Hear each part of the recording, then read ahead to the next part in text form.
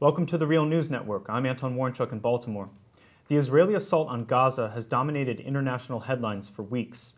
The Palestinian death toll has surpassed 1,800, with more than 60 Israelis dead.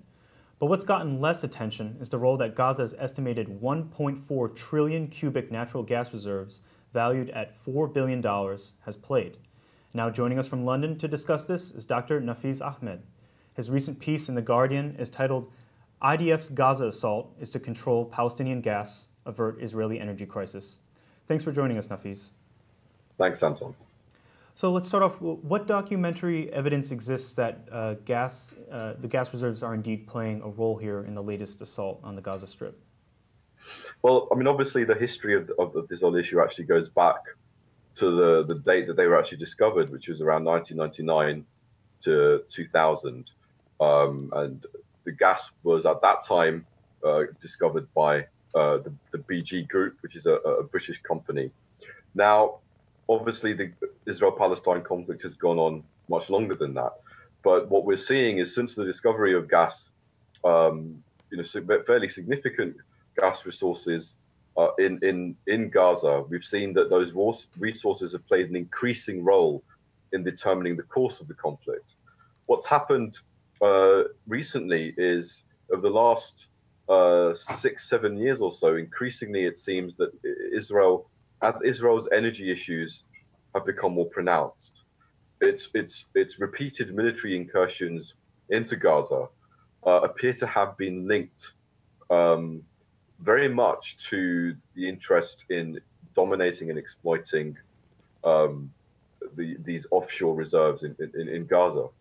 Now, there have been many efforts by Israel to come to some kind of an arrangement with its favored parties, namely the Palestinian Authority in the West Bank, run by Fatah, and kind of ride roughshod over Hamas, which is seen as an entity that they just simply cannot negotiate with under any circumstances. Now, since Operation Cast Lead, it's my view that the control of the Gaza Marine, where we have these offshore gas resources, has been an increasingly important issue.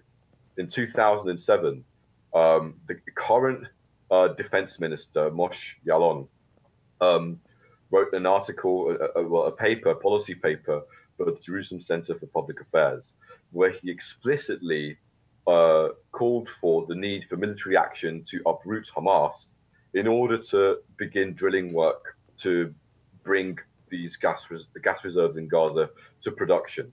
And he basically indicated not only that was Hamas an obstacle to exploiting these resources, but even the Palestinian Authority. Effectively, the scenario that he put forward was that if there was any situation in which any of these Palestinian entities were allowed to begin to produce these resources and benefit from them economically, this would be a major strategic threat to Israel. And the revenues that they would gain, which have been estimated to be anything from around $6 to $7 billion a year, would end up going to fund the resistance, to fund terrorism against Israel, and that would be unacceptable. And therefore, it would be unacceptable to ever allow the Palestinian entities in this way to exploit these resources. So I think there's two dimensions here. One is basically there is a strategic interest in simply preventing the Palestinians from actually using these resources for themselves, for their own benefit, and becoming more independent from Israel in that sense, and being more viable as an independent entity, independent state. Of course, the other related issue is really to do with Israel's own energy needs. Now, of course, there have been major discoveries of resources which inside Israeli territory, the Leviathan fields, the Tamar fields, which are many times larger than what has been discovered in Gaza. However, the difficulty here is that over the last few years, despite these discoveries, Israel has faced many bureaucratic, regulatory, and even geophysical hurdles in actually bringing these fields to production. Now, in another article that I wrote for The Ecologist magazine, where I updated my investigation that I had originally done for The Guardian, I uncovered some British Foreign Office files that had been obtained under freedom of information by a think tank based in Washington, D.C. Not many people know about these files, even though they've been published online.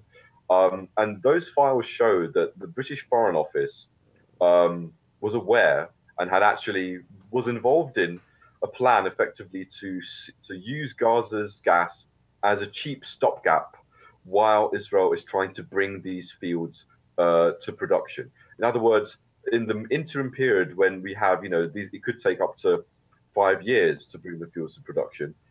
What are they going to do in the meantime? They can use the gas.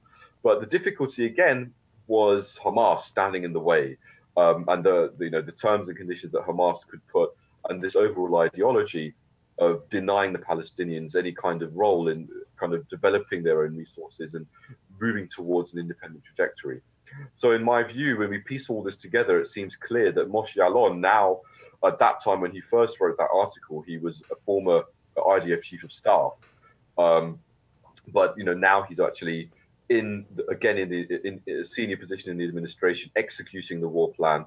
It seems clear to me that it's quite likely that he is executing exactly that plan in order to fulfill this agenda of essentially crushing Hamas and gaining some kind of strategic control over Gaza in order that Israel can, on the one hand, ensure that the Palestinians can't develop this gas, and on the other hand, ensure that Israel is able to develop this gas for its own interests. Well, then you say that the purpose of this strategically then to control the gas is also to, as you say, avert the Israeli energy crisis. Can you talk about what the energy crisis that Israel is facing? Well, this energy crisis has been referred to in a number of standard Israeli business publications, although it's not very well known. And that really is to do with the problem of increasing electricity prices and the inability to bring domestic gas resources to production.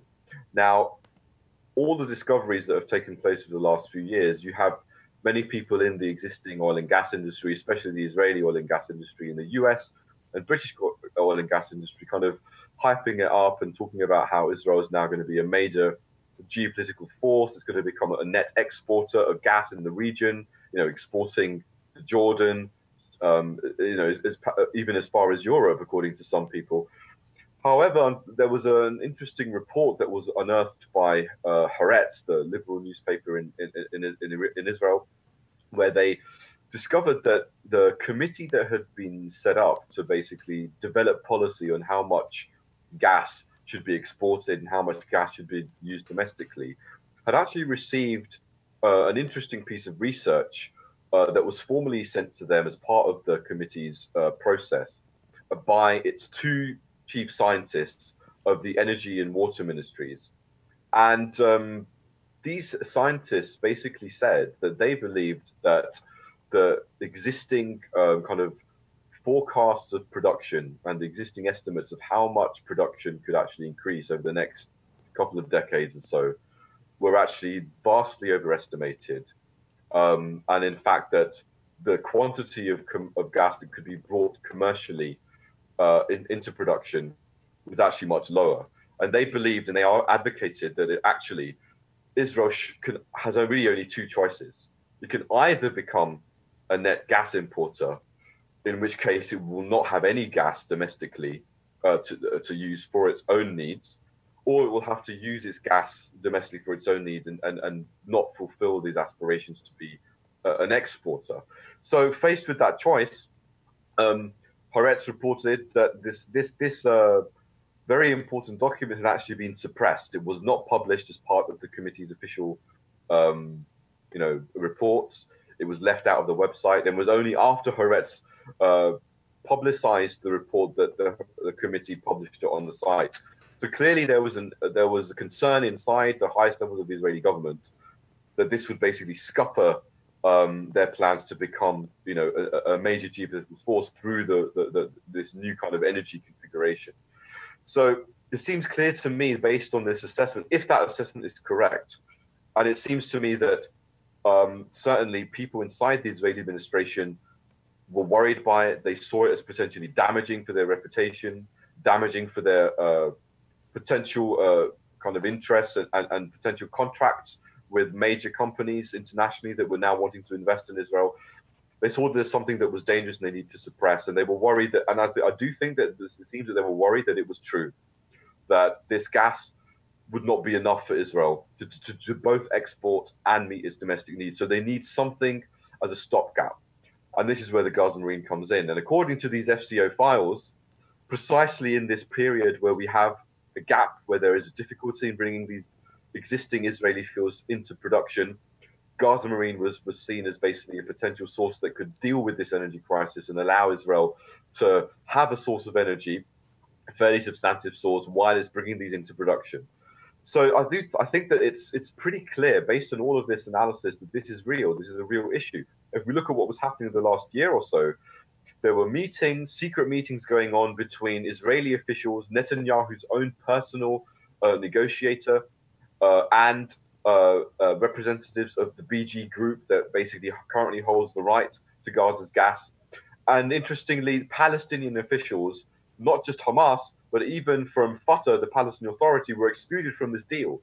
And this was at the same kind of time when we had Netanyahu giving lip service to the deal, saying that, yes, we want to push forward negotiations with the Palestinians over Gaza's gas. And when Kerry, as part of the peace process, had actually put forward, an economic stimulus package, and part of that package was to the development of the Gaza Marine. So we had Netanyahu playing a double game, effectively. On the one hand, saying, yeah, we want to have diplomatic discussions about the gas and about Gaza and about a meaningful two-state solution. And at the same time, in reality, as we now know in hindsight from Kerry officials and people involved in the peace process, that actually Netanyahu had no intention, that he deliberately torpedoed that peace process because he doesn't want an independent, viable Palestinian state, and simultaneously not allowing Palestinian officials to participate in negotiations involving Gaza's gas. So we look at all of this circumstantial evidence over the last year to 2 years, it seems very clear that Gaza's energy resources have certainly played a very important role in Israel's strategic considerations in why it's going into Gaza. Not the only role by any means, many other factors, but that is certainly an increasingly important issue. Okay, Nafeez Ahmed, thanks for sharing your recent work with us. Thanks, Samson. And thank you for joining us on the Real News Network.